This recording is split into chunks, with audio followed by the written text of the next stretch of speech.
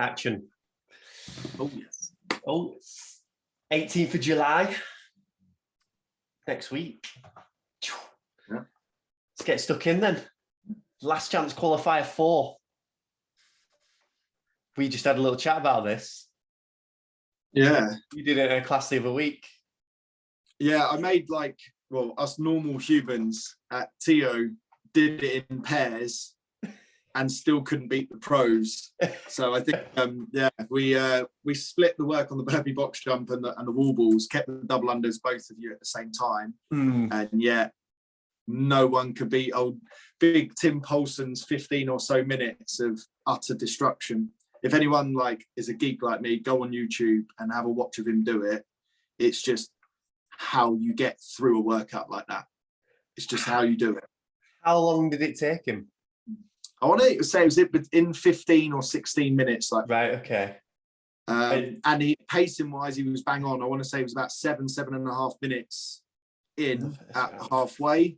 Right. And the gate, just his ability to do the second set of 50 burpee box jump overs is probably what's the most impressive thing on that workout. A lot of people can do 50 fresh. Yeah. But then to turn it around, and after 100 wall balls, you're probably going to feel a little bit dusty and go through it. Did he? So yeah, we thought. Did he do the wall balls unbroken as well, or did he? No, I think he went 20s to 25s. Okay. But the first set, I think he had less than 5 seconds break before he picked it up on them and for another set. So yeah, pretty well thought out. Pretty savage fitness. So yeah, Monday's going to be big. I think I've put it in and I've written it as is. And I think I even put in the notes, sometimes we want to do what we see the pros do, and we just understand that we're just not going to be able to have that capacity or get the volume. So a lot of people will go, oh, it's 200 wall balls. And I'm like, that is a big volume for an average member, but realistically, you're not getting 200 wall balls. You're going to get capped. So you're more looking at, can you get into the wall balls? Can you get halfway through them? And then all of a sudden we see a workout which is more like Karen. So we've got 150 wall balls in there. And that's why sometimes time caps are there to encourage people to scale correctly. Sometimes they're there to stop people doing too much volume. And it's more of the latter for this workout. It will kind of give a lot of members a newfound respect as well, or also if they're looking at competing, a bit of a yardstick on how far they've got to go. So quick question on this then. You've got average Joe, and he's like, I have no idea how many wall balls I can do in 5 minutes. We've given him a bit of a guide there. How would you get him to either scale the reps, or would you just say, look at the clock, here, count 5 minutes, stop when the 5 minutes is up? How would you gauge that as a coach? Good question. I think initially I would look at the weight of the wall ball to kind of dictate where he needs to go, but looking to be able to do sets of 10 plus. If you're a bit worried about the wall ball and you're like, right, I'm going to be below 10 reps in a set very quickly, you're probably looking at reducing the weight of the wall ball or something along those lines. So that's the rough guide. And then secondary, some people will say, yeah, I can hold sets of 10, and then they'll have big rests. The 5 minute time cap comes in there. So yeah, in our notes, we kind of put 5 minutes for the burpee box jumps, which is a conservative pace of 10 a minute, but that will catch up on you. I think once you get past 25 into 30, you're probably going to be thinking, oh, there's still quite a bit to go here. Double unders, I would definitely suggest breaking them up, even if you don't need to, because it's not the double unders that are going to be the issue. It's going to be the wall balls following it. If you hang on and you really start to jack up your forearms and your shoulders, and then your hands are coming up quite a bit, it's going to make those wall balls even tougher. Always go for reducing it so you can hit the rep schemes, and then look at a time frame, because that's naturally where people will take more rest to hit the rep scheme. Cool. I mean, I look at that working out and just like, it's just pure engine in that workout. It's like you say, it's a good one to just do to see where your gas tank's at, and always interesting to see where you're at against the pros. So yeah, cool. Yeah. On to Tuesday, we've got a toes to bar tuck session, and the time has gone up from last week. So last week, in the past couple of weeks, it's been 60 seconds. Next week, 90 seconds. Obviously, there's more time that's going to be probably on those second two movements, and hopefully the toes to bar as well. Going on from the past few weeks, is there anything that you've been specifically making members aware of from what they've learned the past couple of weeks? Good. I think like the first thing is like, what did you learn? Like sometimes people, I had this conversation with a member the other day, they felt just a little bit lost with their fitness. There's so much going on. There's so many different movements. And it was like, okay, well, where are you now? Where were you 6 months ago? So just highlighting to people where their current level is and what they did. This is a session that alternates each week. So last week we had 60 seconds, but it was more on the grip endurance, whereas this is more on the midline endurance. So get them to revisit their scores and really be pushing that first movement. Can you get more reps? And 1 rep is more. Like a lot of people will be disappointed and they got like 5 more reps across the whole session. I'm like, that's improvement. So just reminding members, like, they want to be where the elite guys on those workouts on the Monday, but ultimately that starts with just by improving by 1 rep. That extra time under tension is going to be significantly harder. It's an extra 50% worth of work. I know when we switched to the 90 seconds recently on the athlete plan, it didn't even feel like we added 50% of the work. It just felt like what was I doing? It was on the muscle up. So I felt like I was doing like bent over rows for about 5 minutes.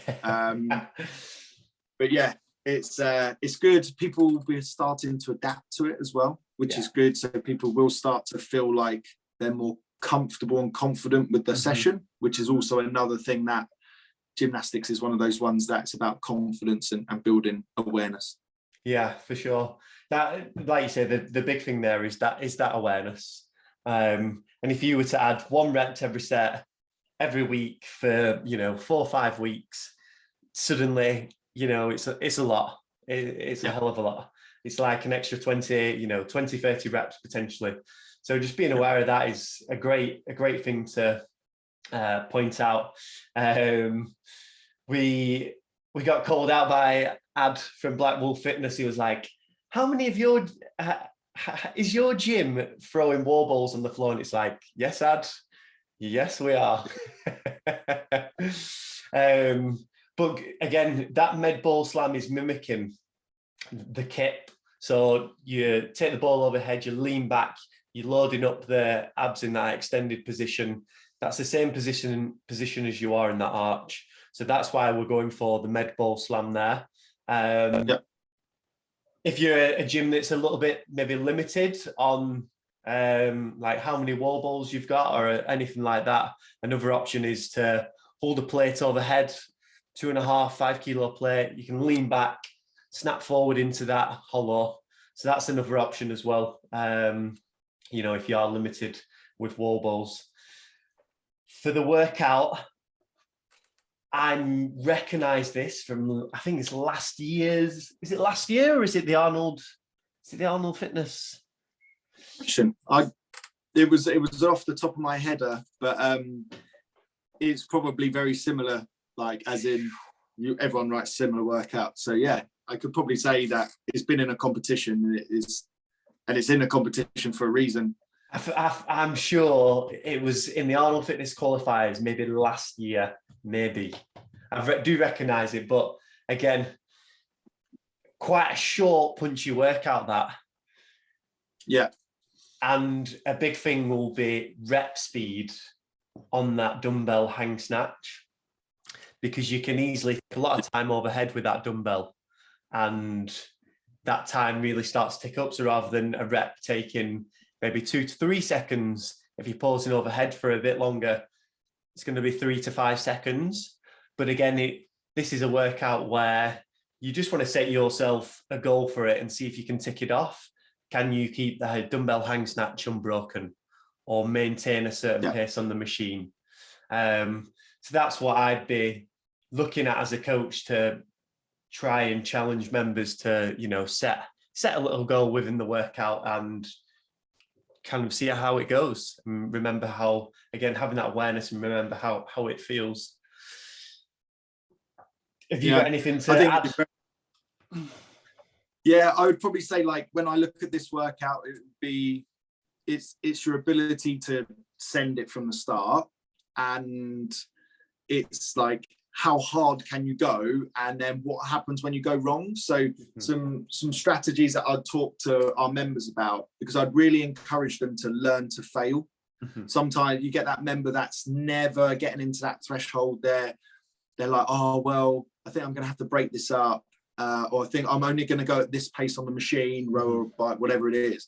But actually, these are great workouts. There's nothing on the line if you blow up. Like, it's worth understanding what happens to you physically and probably mentally. Like, where do you go when it goes? Like, do you shy away? I think we saw MJ do a post just recently on his Instagram. It's worth having a look at. It's like saying, I was in a workout, went too hard, and where does your brain go to? It's like, well, everyone goes somewhere different. It's like, how do you deal with that? And the way, a strategy I'd talk about it is like, send the first 30 calories, get onto the dumbbell, and for the first 10 reps, just breathe and then speed up your reps. And if you feel like you're like sent it on the point of no return, use the 20 calories to just try and compose yourself, but keep yourself riding it, because everyone can send 20 calories, but then if you have to break up the hang snatch in around the 20, then it's game over. It's like, how do I deal with adversity? Because these kind of workouts, the faster scores are the people are right on the line. They're like, there's no, oh, I'll just do the last 10 and 10 really fast and that'll catch me up. Like, you've all been in it where that person's got on the machine before you and you ain't getting them. You're not catching them in that initial workout. So it's a nice little experiment. It's good for your competitive members as well to have this dialogue, because it relates to them. Like, you've got that 3 time a weeker. This one is their 9-10 minutes and they're pushing as hard as they can all the way through and they're not going that fast. Whereas if you've got a competitor in your class, you're like, how are you getting the fastest time of the day on this workout with good movement standards, with pushing it? Because when a qualifier comes up, you then know how to do it. It's true. Good. Let's get stuck into Wednesday then. We continue our front squat progressions. We've given a rep range this week for the front squats. Do you want to go into the thoughts behind that, Jamie?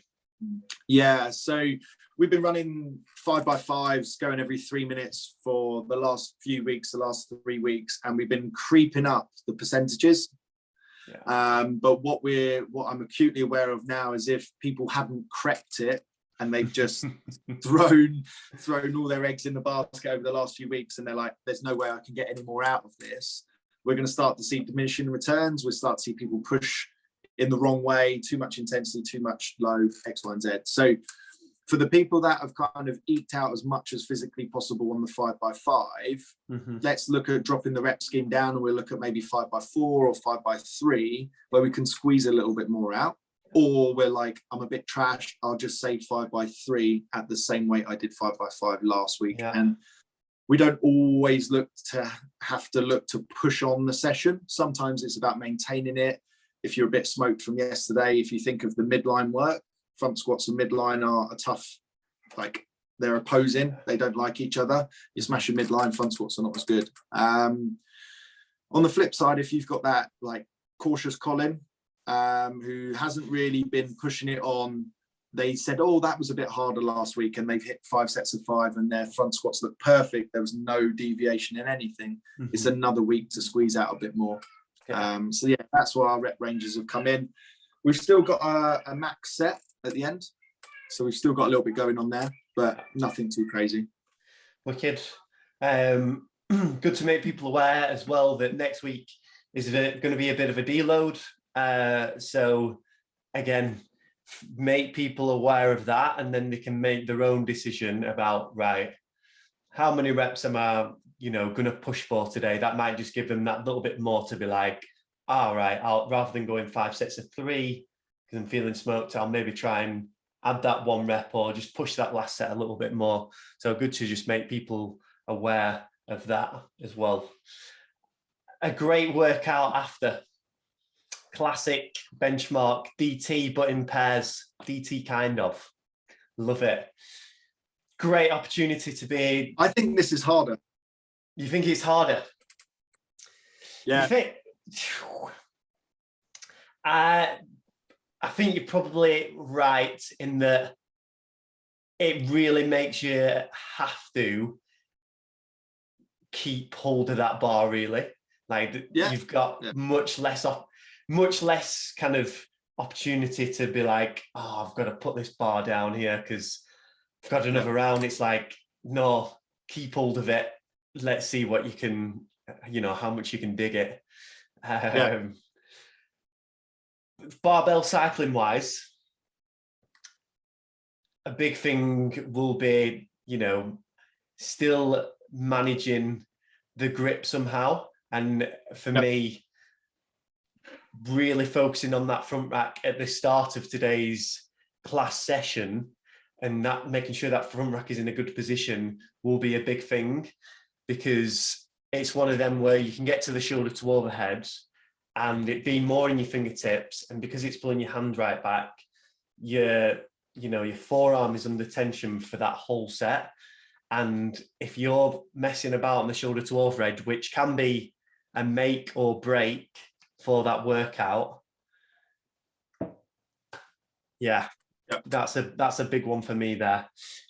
Go on, you hit me with some thoughts on this. Yeah, two things that I'm like, the reason I was like thinking that these are harder. Firstly, one thing I learned off of Steve, I was watching a video a long time ago, and it was the IOQ International Online Qualifier workouts, and there was a variation of DT or whatever it was, and it was on the lighter weights on the deadlift. And I've never really like thought of it, but I was just try to be relaxed on the deadlift. Now, we're not saying round in the back, but what we are saying is that you don't need to take a huge amount of tension for your deadlift. It's the easiest of them. But what you will do is, if you do take loads of tension, it really makes the back end of the set really hard. So we're talking to those members that can keep their backs flat, but they're not 100% braced. That would be the first thing I'd be trying to work on with the members. Is we don't need a massive clean deadlift setup. We just need a deadlift setup. So keep the bar close, keep your hook grip on so you can kind of hang off of your fingers, and make sure that's there. And that will kind of help for later on in the set, so you're not like feeling jacked up already.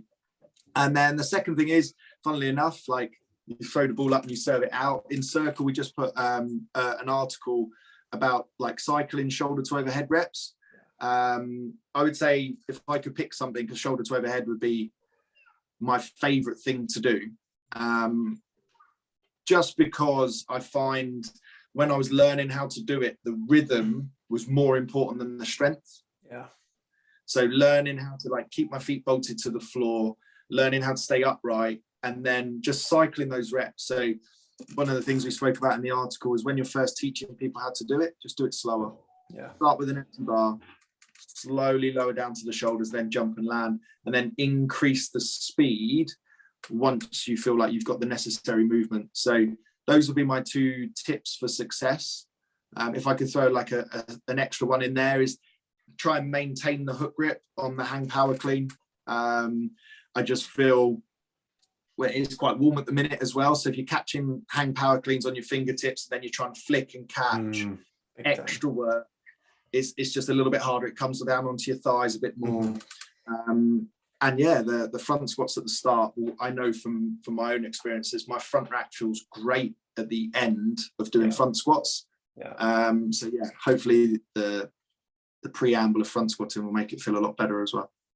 this is a very, another good tip as well, and something to be aware of when you are doing the deadlifts and the hang power cleans, is that make sure you're not controlling the bar down too much on the deadlifts, that your arms are still in the tension.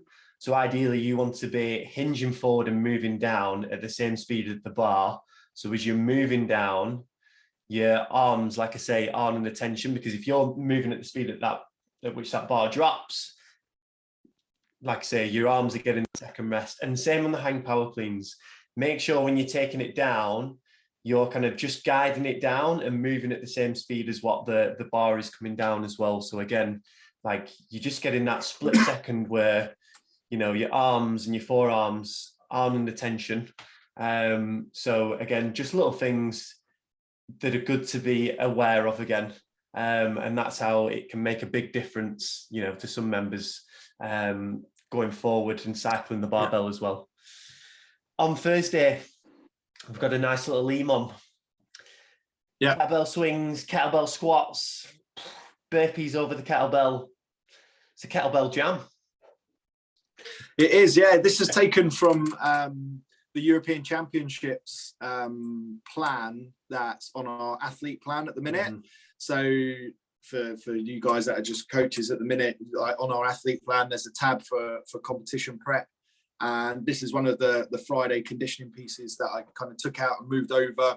Kind of sits appropriate for our Thursday session quite well. And I think it, as a session on a whole, from the coach's main role is to designate who needs to do what. What I mean by that is who needs to push this and try to scrape out some fitness from here. And then you can do that, obviously, movement 3, you really send the burpees. You push the load in on the business in the first 2 minutes as well. Or that person that's been in, they've walked through the door and they tell you your legs are sore from front squat, your midline's trash from Tuesday, and your shoulders and your collarbones are dusty from DT. You're like, okay, let's nurse through this. Let's go lighter kettlebell swings. Let's look at just maybe doing some air squats just to keep it moving, and then keep the burpees in. There's no reason why we can't be keeping the burpees in, but we're just trying to work at a nice steady pace for those 30 seconds. So this workout, it just looked good from the start. And I was like, it doesn't look too bad, which is always a fear. 18 swings. That's only 14 squats. It's only 30 seconds about. I'll get 30 seconds rest before I have to do more swings. Yeah. Of course you will. Yeah. We did kettlebell swings at the for a flow training day the other week, and you could see everyone was going through the motions, and I was saying, Sean, you pull that kettlebell down, you move faster than everyone else is here. Pull your finger out, mate. Because again, it's one of those again, if there's any guys who are a little bit more proficient, and the fitness is pretty good, you still want to challenge, those people as well as the people that want to cruise on today. So it's like, pull that kettlebell down so you can move faster on them, per rep. And for those single arm kettlebell squats, getting the placement of the kettlebell, that's another big thing. If that kettlebell is slightly off the shoulder, you're getting pulled to that side. It makes it so much harder. So yeah, good few little things just pick up on there for the guys that do still want to push that workout. But again, like you said, Jamie, it's definitely spicier than it looks. That cool. Yeah. Let's get stuck into Friday. Heartpertrophy. Looks a little different to the previous couple of weeks. Previous couple of weeks, we've only had 2 or 3 movements in there. This week, we've got a good blend of different exercises. We've even got a little bit of higher skill work in there as well. Yeah. I think let's touch on making sure people choose the right kind of higher skill gymnastic exercise in there, or what gymnastic exercise they should be picking in there. Yeah.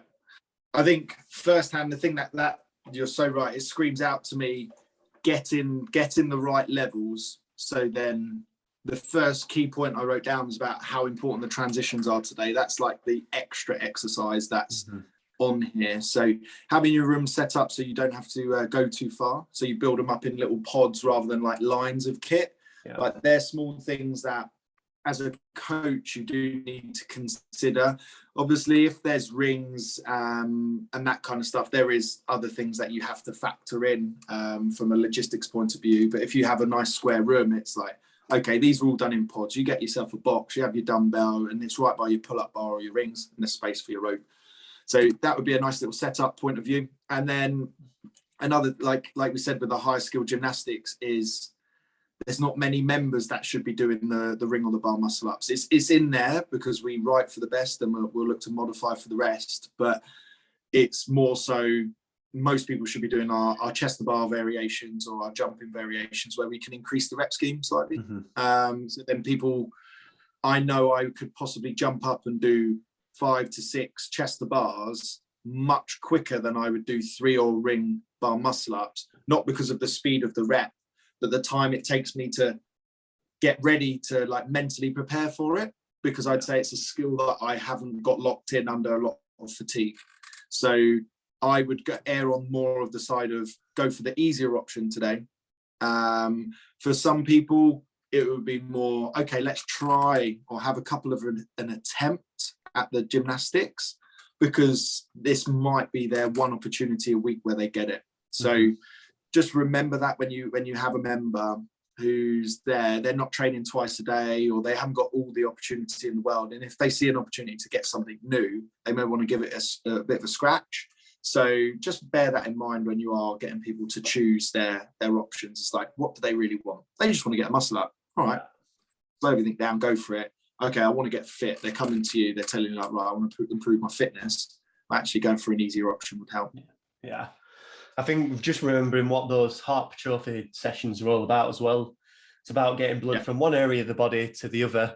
And we want you to be working for, the maximum amount of time possible. So fast transitions, moving from one exercise to the other, going straight into it, no break between exercises. That's what we're looking for.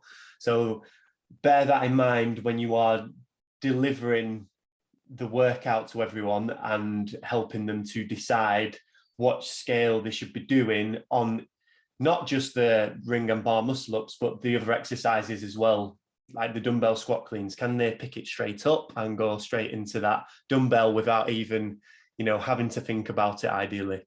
Okay. Obviously we've got ring and bar muscle ups in there, Jamie. And this is kind of the only workout for the day.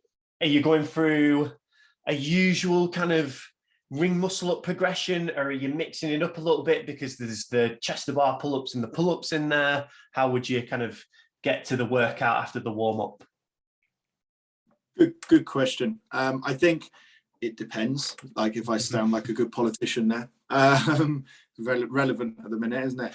I would say if we're as a coach, I would go exclusively on one or the other. What I mean by that is if we're going to go rings and we're going to decide we're going to do rings, we can still do ring chest bars. So we could potentially like have that as a skill element, or then people will feel like, oh, okay, I want to jump on the bar, I'll go on the bar. If we're on the bar muscle up, obviously we just go through our progressions as we're building, and we'll drop people off on the chin over the bar, the chest bar, and then the muscle up. So yeah, I'd spend a good bit of time if we look at what we've got for the other movements around. We've also put in the warm-up, we've got single unders, we've got our stuff with the dumbbells, so we're kind of already getting ourselves ready for those, which then paves quite a big 10-15 minute period where we can like dissect the gymnastics piece, see how far we are away, and hopefully everyone coming off of an easier day on the Thursday. Wicked. Cool. On to Saturday. Got another higher rep weightlifting complex. With a cheeky touch and go power snatch in there as well. Cheeky. Yeah. Key points going through the snatch complex here. What are you identifying as maybe a common point or theme on each rep that you'd maybe be going into. Up to you. So the reason I put the touch and go snatch in, it was to highlight the lowering of the barbell and how important returning the barbell from the top position or from the snatch pull correctly will make the difference. Because touch and go, you're out of position on the way down, you're going to be out of position on the way up. So it really not forces you, but it makes you focus on how do we return that bar back down to the ground. So it's a good little hack to get people to focus on doing that correctly, because they'll want the outcome to be correct and better. So by doing the lowering correctly, that's going to help the outcome. Other things to focus on is each pull from the floor needs to look identical. So that snatch pull initially and that touch and go snatch, it needs to be looking exactly the same. Okay, so it's good to kind of get that grasp, and then in between we've got our hang power snatch where we should see that hip contact point should be the same throughout, and then the low hang power snatch, it's just teaching that transition from above the knee to then squatting it or sitting it into our low hang position.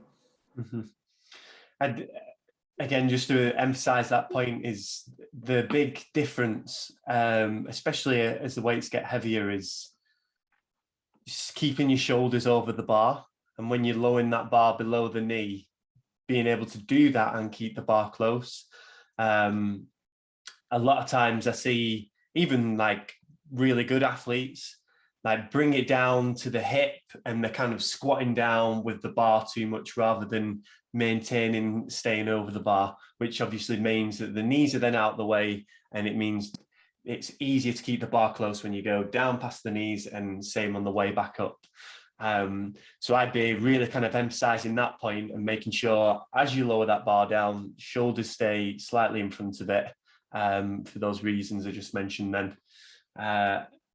Cool. For the workout, looks like a good kind of blend. We've got some gymnastics in there, walking lunge, burpees. Yeah, just looks like a good juicy workout to get stuck into.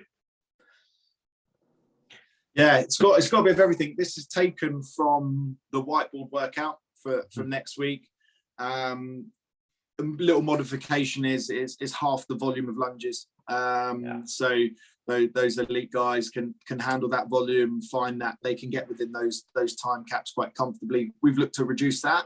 We've still maintained the toes to bar. So this is kind of a good little recce. Second time you will have done toes to the bar in the week, but this time within a workout. And it'll be interesting to see how people cope. Hopefully they'll turn around and say, oh, they feel pretty good. They feel good. They might not. So don't expect everyone to turn around and go, oh my God, we in 3 sessions of time under tension, we've changed the world. But it's one of those ones that there could be some improvements where someone might go, oh, I did 3 sets of 3 on that round of 9. Or when I got into that round of 21, I was still able to keep a good quality. The other movements are going to suck the life out of you. Burpees, lunges, and devil's presses are just challenging movements. It's about how you manage it. It's about pushing through, and don't expect everybody to finish this. We put a target time of sub 12 minutes. I would say that's going to be tough. That's going to be a tough time cap. Try to get people in under that 15 minutes, but don't expect everyone in your class to have made it under the cap. Awesome. I think being aware of your capacity on the toes to bar, and I think just splitting it down the middle from the start, like 5-4, or just kind of short-ish sets, so that when you get to that set of 21, you can really push that set. Because I can see maybe a couple of people getting to the 15s. The burpee's pretty much the same movement by the time you get to that point. So you've kind of done a lot of similar movement patterns there, and then you get to the 21s and it's just a real roadblock. So make sure you've got something in the tank for that 21 toes to bar onwards, but also, like James said, just be aware of the time and how much time you've got left for the workout as well, to know when when to put the burners on. Yeah. Cool. Right, to wrap up the week, Miko's triangle, kind of. Couple of kind ofs this week. Yeah, kind of. Yeah, we've given like 3 variations. Yeah, given 3 variations on this, just because 3 machines, ideal world, 2 machines, and then 1 machine. And just because you have 3 machines doesn't necessarily mean that that's the best option for the day. If you've got a group of people that you're like, right, they could probably do with some work on their double unders, or it's a lovely day out and you want to get someone out and running, that option number 3 becomes suitable. And it's just about choosing the correct intensity. So 45 seconds on each machine, or our variations, and have the rest. This is a good opportunity to kind of build, a bit like earlier in the week, we're talking about building the pods of kit. So whenever I have the Miko triangle, it's a bit like a triangle, but I add a box in there. So I have like the machines facing into each other, and then I have a box. And the box is up on its 30. It has your water bottle on it, has a towel if people are there. So then it just creates that bit of a station rotation. So then people kind of, they rest there, they sit on the box. Just these added things are small, but they are things that will be considered. And when a member comes in, they're like, right, I can bring my water in, I can put my towel here. I've got a workstation. We've all been in a Miko triangle where the first 3, maybe 4 rounds are the hardest because you're miles away from home and you're like, this is not happening here. And then that like kind of, I think whenever I look at the clock and it's 22 to 28, that just like starts to fly. And then I look at the clock and it's like, oh, okay, we've got like 9 minutes left of like, a couple of rounds to go. And you're like, oh, okay, I've got this. So yeah, having that set up is important. I like that. I like that little box idea. I've never come across that before. It's pretty cool. Nice to just build that, feeling that we're all in it together, which is awesome. I like it. Yeah, totally. Cool. Right, we'll wrap it up there. Thanks, Jamie. Appreciate your time. No problem, Jack. Thank you. It was good. The week after this one is a little bit of an easier week before we're into the next phase. We'll try and get the kind of focuses of the next phase over to you in the next kind of week to 10 days. So you've got an idea of the plan going forward. Same, we'll kind of let you know when any tests, retests, anything like that are going to happen as well. So yeah, we'll keep you in the loop. If you've not already, make sure you get onto Circle. That's where Jamie and myself post any information about like the class program, specific coaching points, programming points, just extra details for you and your coaches to soak up. And yeah, all right, mate, thanks very much. See ya.